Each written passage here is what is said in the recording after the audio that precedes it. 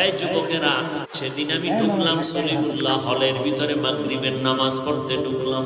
দেখলাম একদল যুবকেরা ফুটবল খেলে, কিন্তু দেখি খেলার মধ্যে আজান যখন হয়ে গেছে, নামাজ যারা পড়ে না তারাও চুপচাপ বইয়া রেস্ট নিতেছে।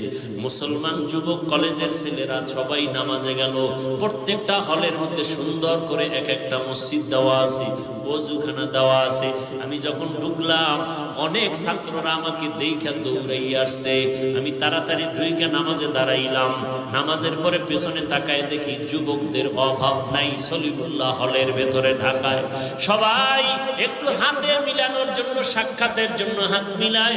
একটা যুবক হাতটা লাগায় কানের গোড়ায়, মুখটা লাগায়, কয় হুজুর আপনি দয়া করে আমারে মাফ করবেন, আমি বড় বেয়াদবি করেছি, আপনার বিরুদ্ধে বহু লেখালেখি করেছি ফেসবুকের ভেতরে, আমি জানতাম না, না বুঝিয়া উল্টা পাল্টা।